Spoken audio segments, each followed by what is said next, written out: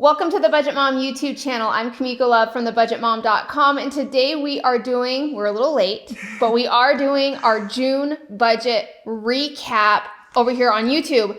So Ryan always comes in and does these videos with me because it's a great way to see a different perspective of what the budget by paycheck method looks like when someone has debt, when someone who is debt-free, someone who gets paid twice a month versus someone who gets paid once a month. Plus, it's always great. I know a lot of you guys like to see her progress as well, so that's what we're going to be doing. We're going to be talking about where our dollars went in June and how we did with progress on financial goals.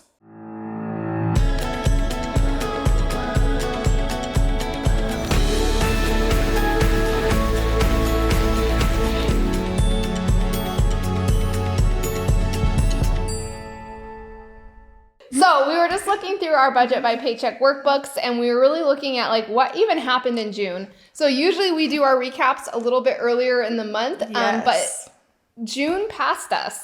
Yeah, it did. And now we're done through July.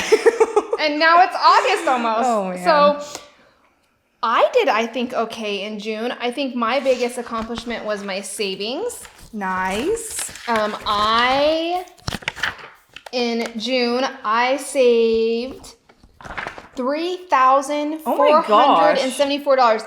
Let me say, wow. Yes, June is the first month this year, and anytime I think I can remember. That's right. That was June. Yes, that I saved 50% of my income. That's crazy. I'm trying to think if that's ever happened to me before. That's crazy.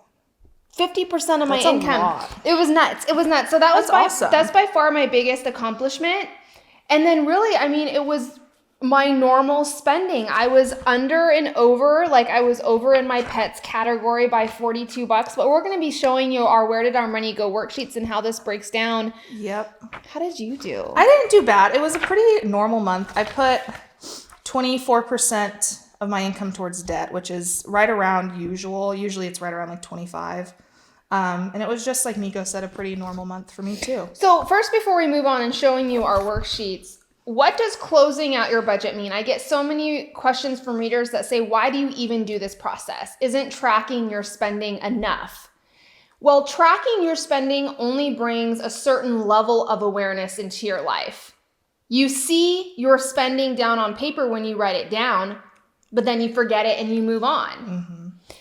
You are doing this work for a purpose. Your spending is telling you something. You need to analyze the data that you have collected and spent all the hard work doing. For me, it's not just about awareness. It's also about having the ability to plan ahead. Yeah. And to be better in the future with my money. Right. And going through this process of closing out your budget is extremely important. I think, it's definitely one of the last kind of steps. It is the last step in the budget by paycheck method, and we call it tweak and perfect. And it's really hard to tweak and perfect things that you don't know, where your problem areas are in your spending and in your budget. Are there things that you could be doing better in the future with your dollars? Because remember, we want to make sure that we're throwing our money towards things that actually matter to us. We don't want to go by an entire tracking period and realize, oh crap, I spent $500 on eating out. Yep. Because eating out takes care of a purpose at that moment, but it does nothing for us in the future. It's easy and convenient in the moment, but that's about it. Yep. What do you feel about the whole closing out your budget? I mean, you're with me. You go through a lot of the messages on Instagram and here on YouTube.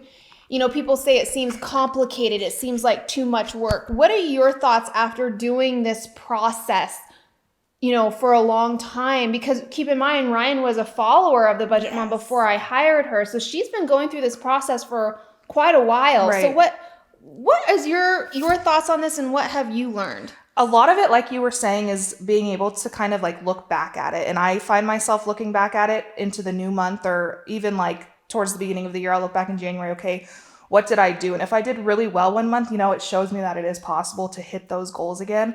So that's what I really like about it. And it really puts everything into one place. Like you said, like you track for a reason.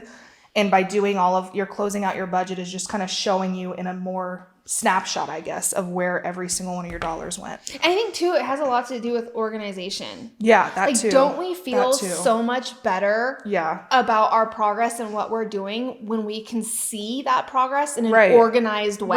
Right, yeah. I mean, if we were making progress, but it was sporadic. Yeah. Like, how do you know what worked and what didn't? Exactly. You just kind of hope that you do the same next month. Yep, exactly. You know, but at least I love what you said too about goals. Yeah. Looking back at it and using it as a motivational tool. Yeah, especially on those months where you do feel defeated or kind of like, you know, like I don't know if I can do this anymore. You know, you look back and say, no, I can do it because I've done it before. Yeah, and I've done it for so long. Right. I think too, it's a great measuring tool. Yes. You know, like measuring what you did. That's why we have the comparison worksheet. Yep. Not just month to month, but this gives you the ability to measure your success and progress over many, many months, even a year. Right. Especially if you use the Budget by Paycheck workbook for a long time. You have all that material and data. So that's our thoughts about closing out your budget. It's definitely worth it. Yes. And I know I can speak for both me and Ryan. It gets easier. It does. it does. The process gets faster. You start to learn the things like, oh, like to make this work, that's a mistake I made. Right. So you start like working out all the kinks in the very beginning. I spent about 15 minutes. Yeah, it doesn't take too long either for me. 15 minutes in every single tracking period. Now, before we get going on showing you our worksheets, one thing I want to talk about, and it's a number one question we get over and over and over again, is tracking period and your starting balance. So this is something that Ryan and I have in common. We track our spending from the first of the month to the last day of the month.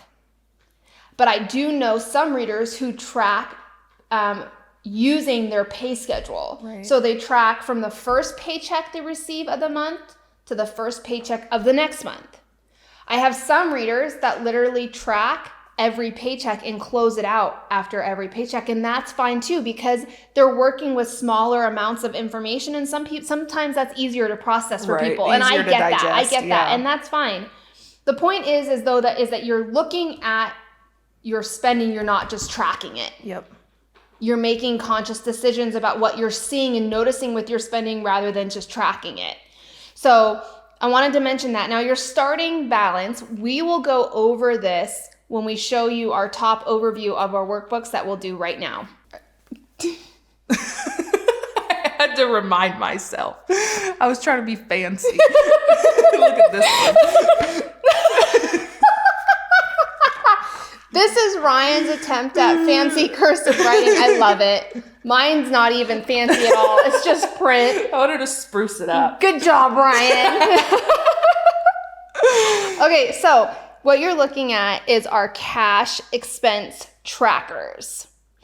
So let's talk about very quickly our starting balance. So you can see this is Ryan's. Ryan had a starting balance of $54. I had a starting balance of $350. So what do these numbers represent? What is your starting balance? Your starting balance is any money or cash or money in your checking account that you are going into the new tracking period with. Now you can see on our dates, we start tracking our new tracking period on the 1st of the month. Mm-hmm.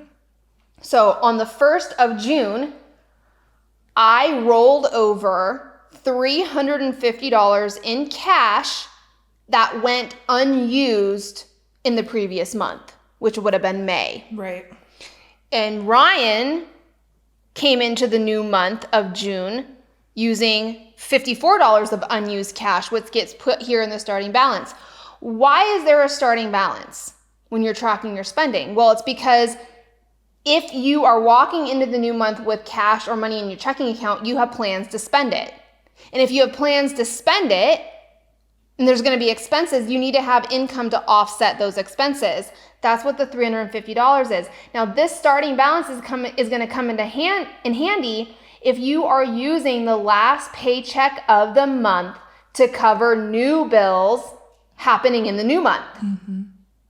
Because you would essentially, any money sitting in your checking account in the beginning of that month, you would put in your starting balance, because guess what? You're going to use it to pay your rent on the 1st until you get that first paycheck again in the new month.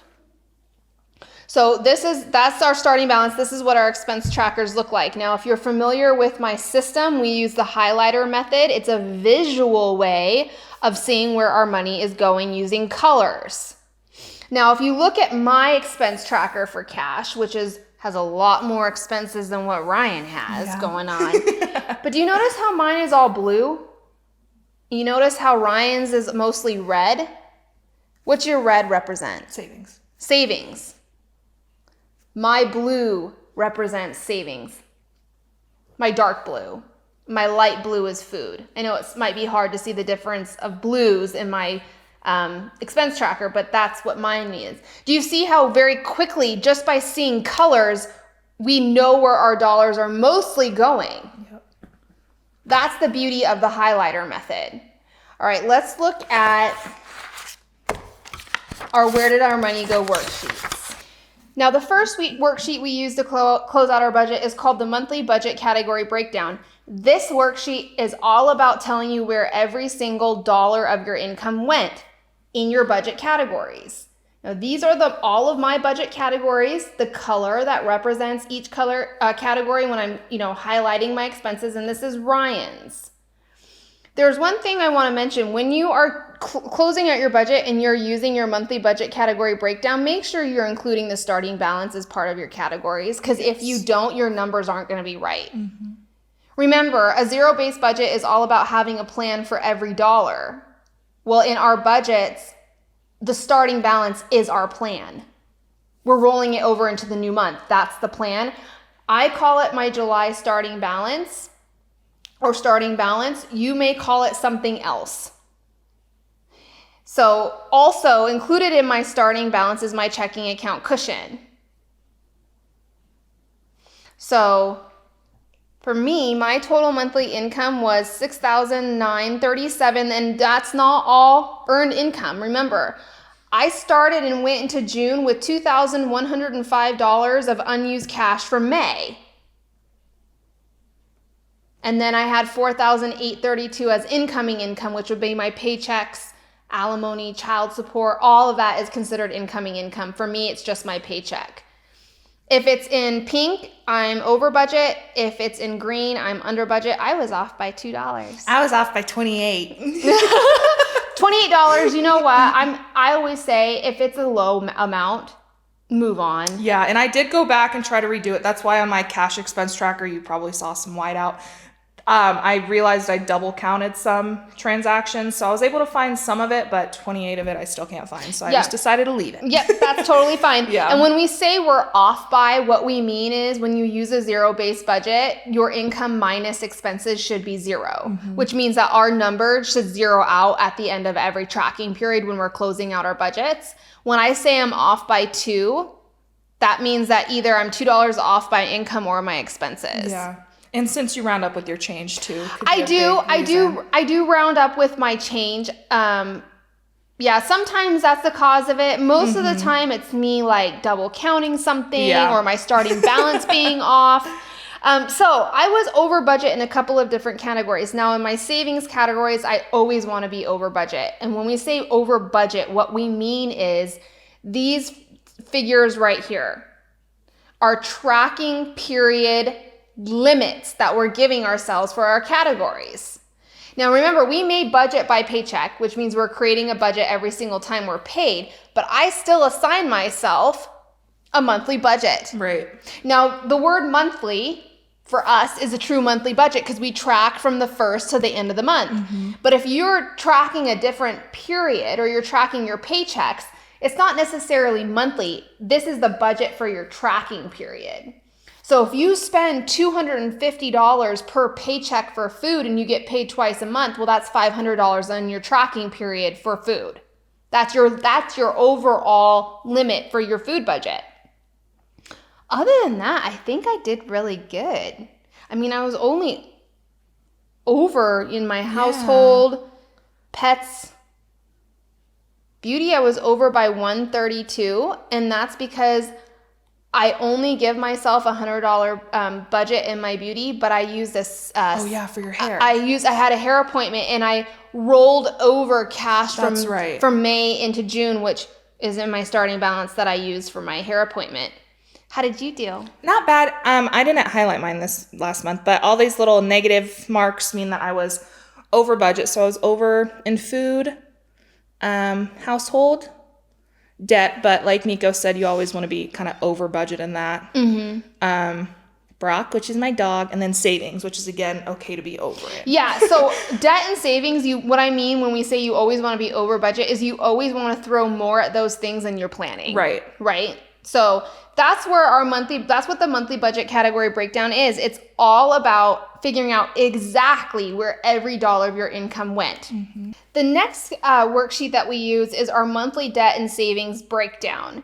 Now, what is the purpose of this form? This form is really important because you want to make sure that your spending is aligning with your financial goals.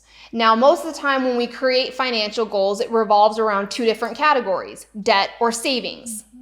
So you don't want to just know, hey, I paid off, $500 in debt last month. You want to know exactly what debt you're paying off. Does it align with the debt payoff plan that you have established? And same goes with savings. You don't want to just say, hey, I throw, $3,474 at savings. You want to know exactly what you're saving for because you want to make sure that it's going towards the financial priorities that matter most in your life. You could be saving for many different things like I am here, so I saved 50% of my income, and out of the money that I saved, the biggest portion went towards my sinking funds. 38% of the money that I saved went towards sinking funds, which is for me, my future holidays and events. The next was vacation, and the next was 529. And you can see I wrote out my top three savings, where my savings went: sinking funds, vacation, and 529. Once I know this information, I can ask myself, are these my priorities? And if they're not, then we better start throwing our money in different places. So so Ryen has debt and savings. Yes. So income was $4,081. Like I said earlier, I was able to put about 24% of my income to debt. My car payment, that's just my monthly minimum payment, so I'm not paying any extra on that, but this is one of my school loans here. My minimum payment for that's $25, so I threw all of my additional, that's my focus right now, is that College Ave school loan. So because Ryen just graduated, her student loans haven't come due yet. But she was doing $25 a month to cover the interest on this student loan. And look how much money extra she put towards that. That's a lot. You're kicking that loan's butt. I know. It's about time. Yes. It's exciting. And then savings, I was able to put 5%. And just these three categories was car maintenance, sinking funds, and then the savings challenges. Look at savings challenge was number one. Yeah. Was the most that it went to. Yeah. That means you're also saving a lot for those savings challenges. I know. I did throw quite a bit of extra, like kind of, if I had more in my envelopes, I would just kind of put more in the... Now, let's talk about this for a second. The savings challenges, if you're completing a savings challenge in your life. Now, for me, I'm debt-free. So I would choose to use any challenges that I'm doing to use it for a savings goal that's the most important to me. I believe, Ryen, you're using your savings challenges for debt, right? For the most part, yeah. I have been switching it kind of. Some months I decide, there's actually June, I still haven't done anything with it yet. It's still sitting in the envelope. But most of the months I do put it towards debt, but it does change every month. Okay. And that's great because you can decide, like we always said, sometimes your goals and your budget change every single time you do it. Right. Or like something might pop up that I might need and I have that cash. So yeah, like you have your savings challenge cash to use it rather than a debit or credit card. Right. The next and last worksheet that we use is the monthly spending comparison. So what is the purpose of this form? The purpose of this form is to make sure you are hitting small goals that you're giving yourself from month to month or from paycheck to paycheck or from tracking period to tracking period. Have you ever said to yourself, hey, I want to decrease my food budget by 10% next month? Do you ever check up on that to see if that actually happened? This is a great way to see also any type of spending problems you have going on. If you see a huge increase in your category spending for one of your categories, you have the opportunity to ask yourself those hard questions. What happened? Yep. Why is it that high? Can I make changes to do better next month? So for me, if it's in green, I spent less in June than I did in May. And if it's in pink, I spent more in June than I did in May. It's always good to see green versus red because you never want to spend more. But there are a couple instances, obviously I did a give back. I donated to charity in June, which I didn't do in May. So that's a good red to have. Right.